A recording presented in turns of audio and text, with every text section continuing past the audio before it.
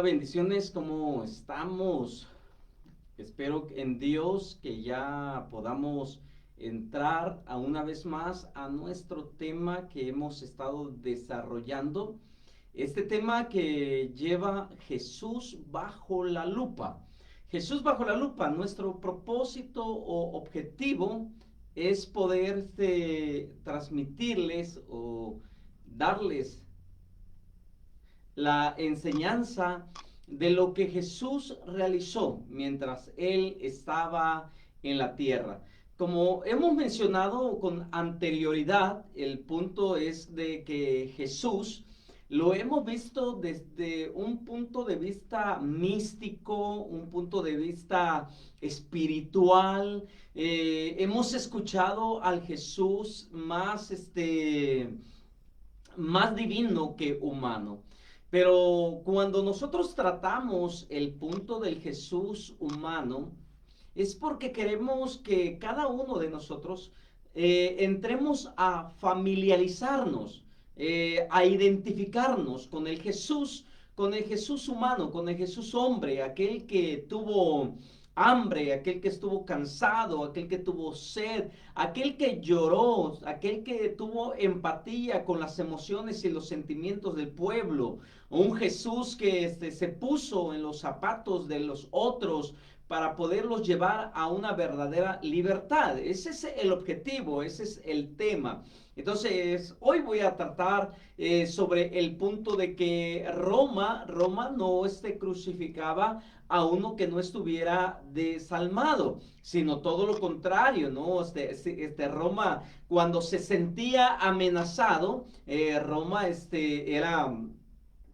buscaba la forma, la manera de poder defenderse, de poder entrar. Entonces, nuestro tema es el otro Jesús y es ahí donde nosotros vamos a ver en lo que es la parte de el otro Jesús, cuando hablamos de la crítica que se da con respecto a ese punto de hablar del otro Jesús, como alguien dijo, bueno, ¿cuántas caras tiene Jesús? Bueno, el hombre moderno le ha puesto más de 100 caras al Cristo. El Cristo moreno, el Cristo blanco, el Cristo chino, el Cristo judío, el Cristo mexicano. Bueno, le hemos puesto una serie de caras que nos lleva a nosotros a analizar entonces que realmente el Jesús que nosotros predicamos y hemos estado analizando es alguien que realmente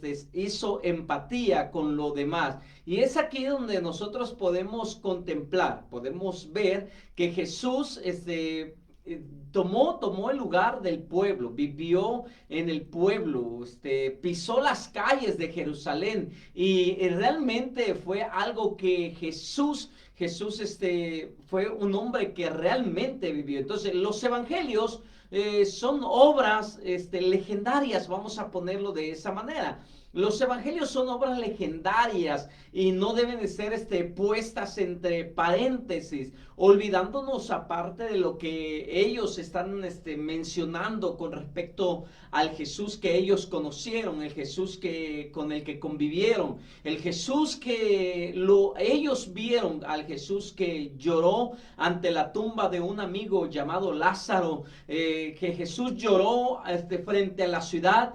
Cuando él iba subiendo por el monte de los olivos, ve la ciudad amurallada y los discípulos le hacen la pregunta al Señor, o más bien dicho, hacen énfasis sobre la ciudad y le dicen qué hermosa ciudad es esa. Y Jesús le dice a ellos, no quedará piedra sobre piedra hasta que todo esto quede destruido. Y Jesús comenzó a llorar sobre la ciudad de Jerusalén. Y es ahí donde él repite esa famosa frase, Jerusalén, Jerusalén, ¿cuántas veces te quise juntar como las gallinas juntan a sus polluelos, mas no quisiste? Y cuántas veces envié profetas, mensajeros, y tú los matabas.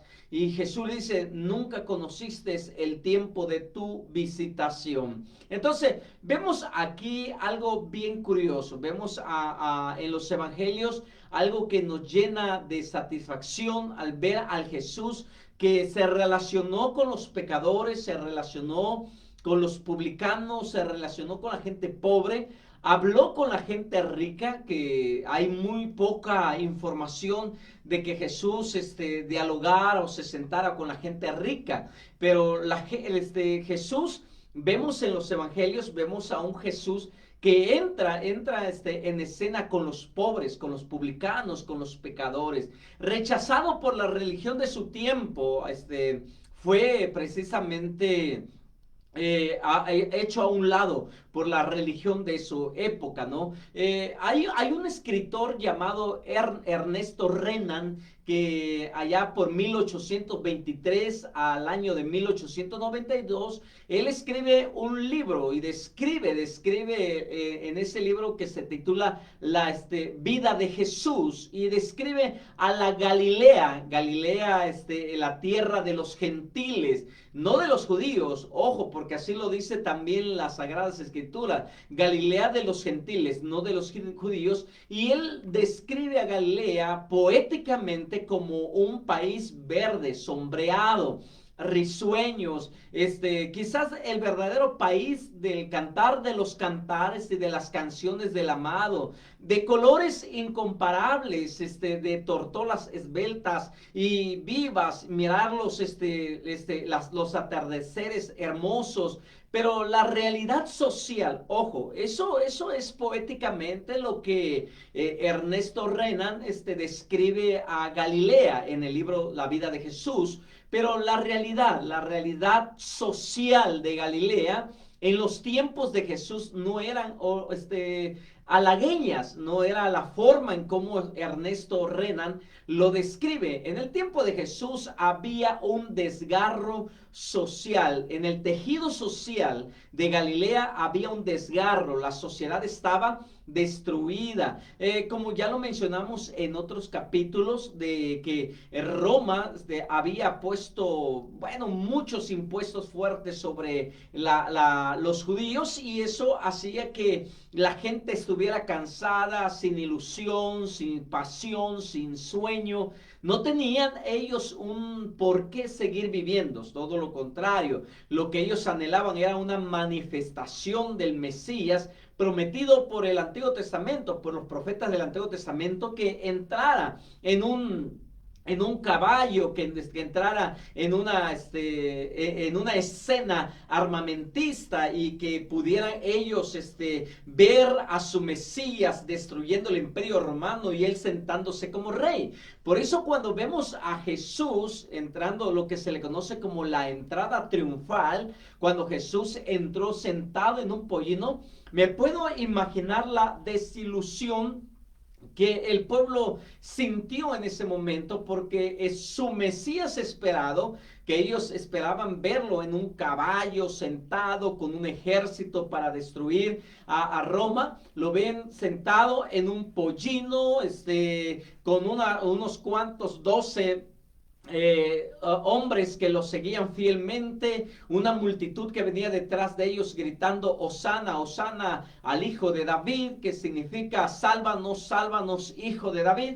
Y vemos que la Galilea, entonces, que en el tiempo de Jesús no era como lo describe Ernesto, sino que todo lo contrario, el tejido social estaba destruido. Esto me trae a la memoria lo que hace 3 siglos antes el emperador Alejandro Magno, en el año 356 al 323, había conquistado Palestina, y en ese tiempo, bueno, vemos nosotros también la conquista de Roma sobre lo que eran los griegos, después de la muerte de Alejandro Magno, cuando su imperio se divide en 4, vemos que el imperio Roma se levanta, y en ese tiempo pues ya estamos hablando de Herodes el Grande, nombrado el procurador de Judea por el mismo emperador Julio Julio César, que fue en el año 100 al año 44 antes de Cristo. Entonces, Jerusalén o la tierra de Israel, que el día de hoy se conoce en aquel tiempo Palestina,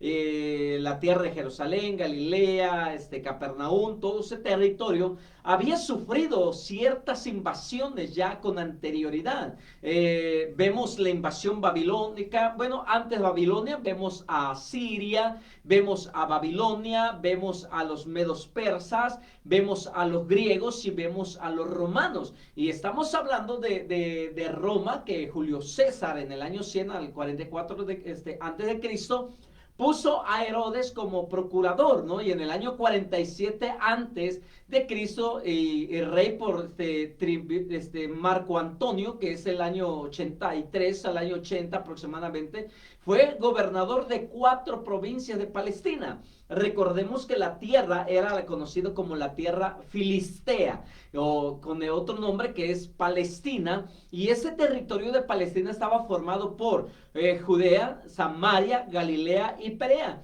Y la menos conocida, situada al este del Jordán, que era Perea. Pero sin embargo, las ciudades más importantes que se mencionan en los evangelios era Judea, Samaria y Galilea. Perea era menos conocida, como lo mencionamos. Pero de acuerdo con su testamento, en la mayor parte del territorio debería reinar Arquelao. Aquí ya viene la dinastía herodiana. La dinastía herodiana, recordemos que Herodes era mitad judío y mitad edomita. Y eso era de Edom, por parte de su padre era Edom, y se cree que por parte de su madre era judío, pero sin embargo él no manifestó cariño por la religión, la tradición del pueblo judío, pero no presentó respeto a la misma gente, ya que les imponía ciertos impuestos muy fuertes. Entonces la dinastía herodiana, comenzando con su hijo Arquelao, que gobierna en el año 23 antes de Cristo al año 18 después de Cristo, pero no contento, vemos que el emperador Augusto César, en el año 63 al 14 antes de Cristo, le negó el título de rey por una desconfianza.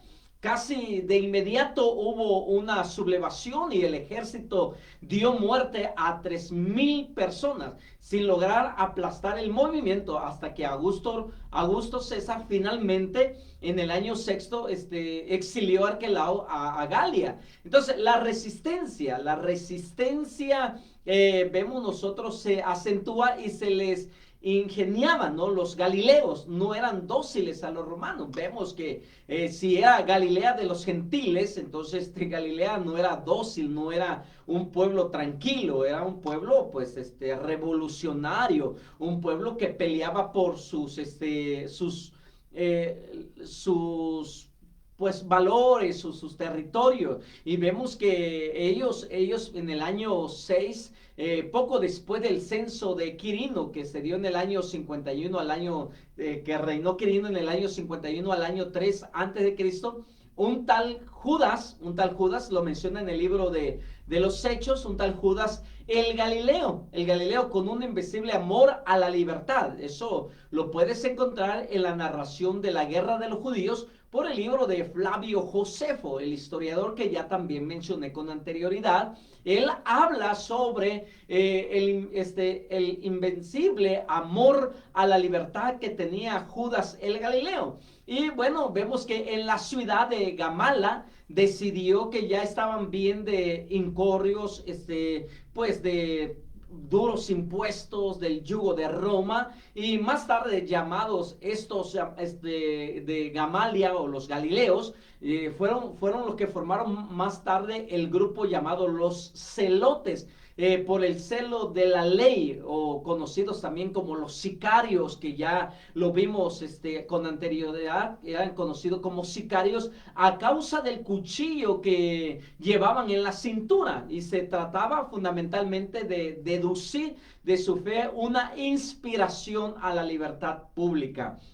Ellos fueron los primeros que tuvieron ese deseo, ese anhelo por levantar y traer una libertad a la nación, a su pueblo. Con anterioridad, antes de Judas el Galileo, ya se había levantado los hermanos macabeos, ¿no? Que con la ayuda del pueblo y con con la fuerza del pueblo, derrotaron a los helénicos, a los griegos, y los expulsaron, ¿no? Pero ahora vemos nosotros que este grupo llamado los sicarios o los celotes, ahora se levantaban. Entonces, ¿por qué se levantaron contra Roma? Por el imperio. El imperio aplastaba con un impuesto que oscilaba entre el 20 al 25% del rendimiento de la tierra, al que le había que sumarle los impuestos del templo y a la canasta sacerdotal. El campesino medio apenas tenía lo suficiente para sobrevivir, y en este turbulento mundo crece Jesús. Ahora, no te imagines que Jesús vino a nacer en un paraíso como hoy en día, ¿no? Vemos a Jerusalén, la ciudad dorada, escuchamos de Jerusalén floreciendo y pensamos, wow, qué hermoso que Jesús nació en ese territorio. En el tiempo de Jesús nace en ese lugar, pero la gente estaba lastimada, herida, el tejido social estaba totalmente desgarrada. Entonces, ni el Jesús de la fe, ni el Jesús histórico. ¿Qué dice eso? Jesús fue condenado a muerte, eso es cierto, por la autoridad romana, en este caso Poncio Pilato, por el delito de sedición contra el pueblo romano. A ver, ¿cómo está? Por el delito de sedición. ¿Acaso estamos hablando de la misma condena que estuvo Barrabás? La misma condena, porque Barrabás también fue condenado por sedición. La sedición es levantar al pueblo para confrontar a algo o a alguien. Entonces Jesús levantó al pueblo para levantarse en contra del imperio romano. Cuando Jesús viene y establece el reino de los cielos o predica sobre el reino de los cielos, Él está hablando totalmente de una ley diferente a la ley del imperio romano.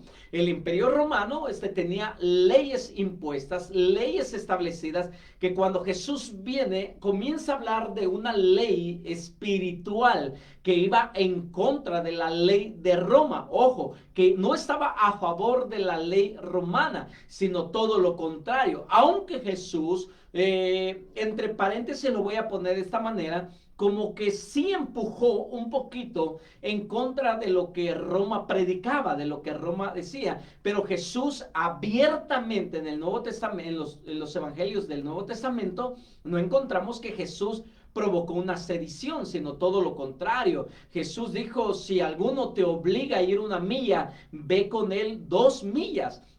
Si alguien te quita la capa, dale también la túnica.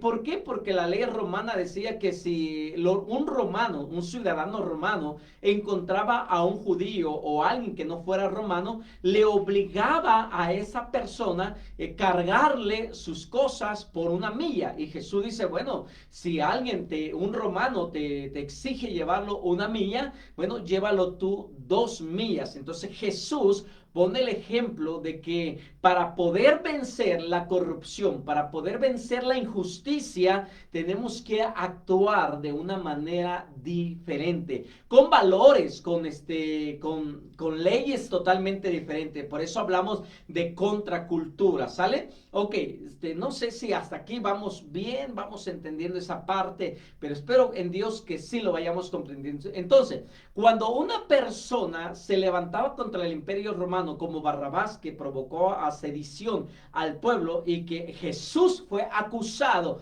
de sedición al pueblo, bueno, la condena consistía, número 1, en la crucifixión.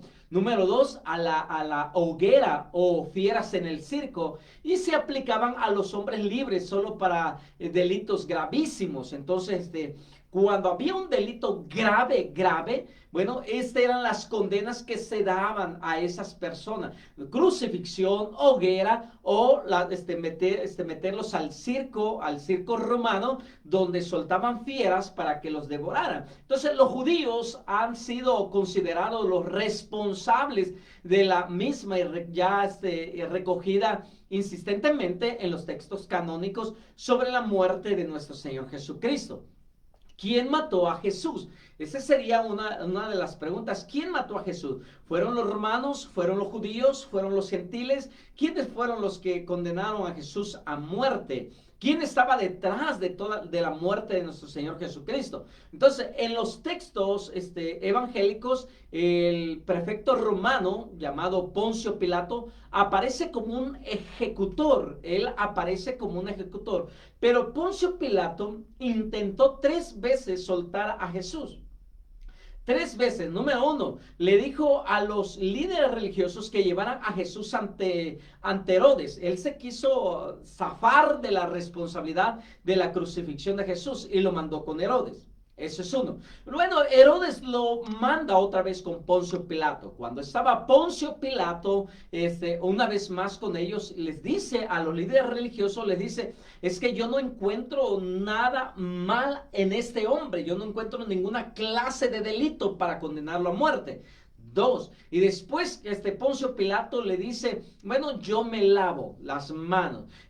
Poncio Pilato, a pesar de que no era judío, su esposa había tenido un sueño esa noche, en la madrugada del arresto de Jesús.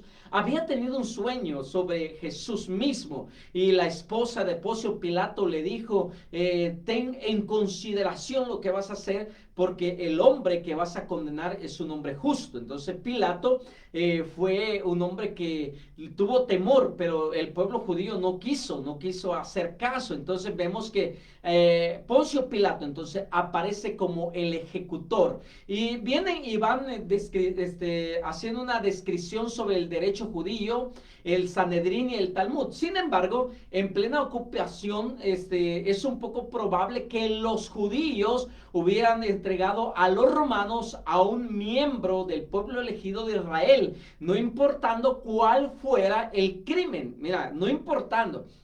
No les interesó cuál era el crimen que se había cometido. ¿Cuál fue el crimen que cometió Jesús? Y Jesús mismo hace la confrontación y le dice al pueblo: ¿qué pecado? Jesús utiliza la frase: ¿qué pecado cometí? ¿Qué cosa hice de manera ilícita para que ustedes me quieran asesinar? Y entonces el pueblo dijo: ninguna, sino porque te comparaste con Dios. Supuestamente Jesús hace una declaración, aunque en el Evangelio de Juan Jesús realmente hace una declaración donde Jesús dice: yo y el Padre somos uno. Y esa declaración fue una declaración acérrima contra la creencia de los judíos, porque nadie podía declararse hijo de Dios sino el Mesías verdadero. Entonces esa frase fue lo que le llevó a Jesús a la condena. En esos tiempos los habitantes de Palestina se mataban entre ellos, pero jamás se aliaban con los romanos. Es increíble, ¿va? Entre ellos se podían asesinar, pero no podían entregar a ninguno de sus paisanos a Roma, como consta por Flavio Josefo, ¿no? En la guerra de los judíos, en el capítulo 6 de su libro, en la página 301, habla claramente que ellos no podían entregar a uno de sus paisanos en las manos de los romanos, pero sin embargo vemos que entregaron a Jesús. Entonces, que los judíos incitaran para crucificar a un judío, en este caso a Jesús, es una falsedad. Se dice que no es cierto que habían llevado a Jesús a una crucifixión, porque consideran esto una declaración, una aberración histórica. Ahora, claro está, si quienes escriben los hechos, en este caso los evangelios, son los grupos de judíos cristianos rechazados por el judaísmo rabínico fariseico. La perspectiva cambia en modo poco elegante, pero eficaz, escuchen bien, de ajustar cuentas. Sin embargo, después de la destrucción del templo de Jerusalén o la destrucción de Jerusalén en el año 70, en manos del emperador Tito, hijo del emperador Vespasiano, son los fariseos quienes rescatan en medio de la desolación al judaísmo. Entonces, ¿se acuerdan que había una confrontación entre bueno, lo voy a poner entre la predicación de Jesús y la enseñanza de los fariseos? Nunca Jesús estuvo en contra de su propia religión. Jesús nunca estuvo en contra de la ley de Moisés. Jesús nunca estuvo en contra de los mandamientos, estatutos, preceptos que la ley mosaica establecía. No, pero sin embargo la interpretación, la forma en cómo Jesús interpretó la ley, los profetas y los salmos, pues da mucho ahora sí da mucho para que los fariseos se levantaran en contra de Cristo, del Mesías o de Jesús. Bueno, la predicación de los discípulos después de la muerte de Jesús trae un enfoque totalmente diferente. Ojo, un enfoque totalmente diferente. Jesús nunca se declaró el Mesías. Jesús nunca se declaró el Cristo. ¿Quiénes le dieron ese título? Los discípulos después de la muerte de Cristo, después de la resurrección de Cristo, después de la aparición de Cristo, 40 días antes de su ascensión.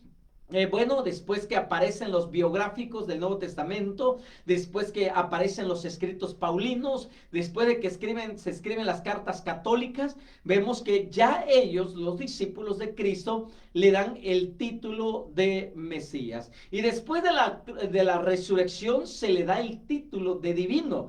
Ya se le da esa estatura de la divinidad, pero mientras Jesús estuvo en tierra, él se comportó como un hombre como nosotros. Ahora, Poncio Pilato fue destituido por Vitilio por intervenir en una manifestación religiosa en el monte Garizim, que produjo ejecuciones de víctimas samaritanas, contrario a la política de tolerancia de la administración romana. Recuerda que Roma tenía un poco de tolerancia en cuestiones religiosas. Él respetaba la religión de los pueblos. Vemos a Herodes, que construyó el templo en Jerusalén. Vemos a algunos otros emperadores que respetaban la religión de las naciones. Pero cuando había una revuelta, en este caso samaritanos con otros, bueno, Roma tenía que intervenir. Entonces Vitilio envió a Pilato a rendir cuentas a Roma. Y bueno, vemos ahí que Poncio Pilato fue desterrado a Galias, y ahí fue donde Poncio Pilato, bueno, en este caso no era una mansa paloma como lo tratan en el Nuevo Testamento. La historia real de Poncio Pilato va más allá de lo que los evangelios nos muestran. Entonces la comparecencia de Jesús ante Pilato habría sido a puertas cerradas, sin testigos oculares, como era la norma del imperio. Entonces se considera que Poncio Pilato cuestionó, interrogó a Jesús a puertas cerradas, que sin que nadie estuviera ahí, solamente él y Jesús. A lo sumo podría pararse o pensarse en una reconstrucción de terceras personas. En este caso los evangelistas, los biográficos. Vemos entonces nosotros que cuando se reconstruye la historia de Jesús, se le añaden cosas que probablemente, como dice Josefo, no estaban en la historia real. Entonces vemos que ellos buscan el carácter teológico, que justamente buscan enfatizar la divinidad de Jesús y por ende limpiar a los romanos de toda culpa por la condena política de Jesús, ahora sí achacándoselas a los judíos. Como que ya en los evangelios vemos nosotros un poquito de rechazo antisemítico en los mismos discípulos, como que los mismos discípulos comenzaron a rechazar a los mismos judíos, pero no es cierto. Los discípulos nunca pensaron abandonar el judaísmo, salir de esa cobertura, por así decirlo, del judaísmo. Sin embargo, ya vemos en los escritos como que el grupo de fariseos y los discípulos de Cristo comenzaron a tener un altercado. Entonces la clave aquí, la clave interpretativa podría estar en las fuentes del derecho romano durante el imperio, que clasificaba las leyes republicanas de origen. En este caso sería costumbres, leyes, hablamos de las consultas del estatus social, edictos de los magistrados y propiamente imperiales. Entonces, para hacer un análisis de la ejecución de Jesús, tenemos que ir a analizar los derechos del Imperio Romano, como es el derecho romano. Aquellos que son abogados o estudiaron la licenciatura en Derecho, tal vez, probablemente en sus materias llevaron derecho romano y podrían analizar de esta manera el punto en por qué Jesús fue crucificado. Entonces, vemos nosotros que la muerte de Jesús se lo achacan a la manera en cómo él interpretó a las escrituras y cómo él se relacionó con el pueblo. Bueno, lo condenaron y la condena que le dieron fue por sedición, por revoltoso, por revolucionario, y que él, juntamente con Barrabás, hablando de Barrabás, Judas Iscariote, Simón el Celote, formaban parte de ese grupo de llamados los sicarios, que estaban en contra de los impuestos, en contra de Roma misma. Y como Jesús tomó a ellos, bueno, no a Barrabás, sino a Judas, a Judas Iscariotes, a Simón el Celote, como parte de su grupo íntimo de los 12, a Jesús también lo pudieron catalogar o lo etiquetaron como parte de ese grupo. Así que imagínate todo lo que Jesús vivió. Espero que esta clase te haya quedado clara, hayas disfrutado este momento maravilloso, y te veo el sábado a las 7 de la tarde, en el tiempo de la gracia. Te mando un fuerte abrazo, saludos y nos vemos el día sábado. Hasta pronto.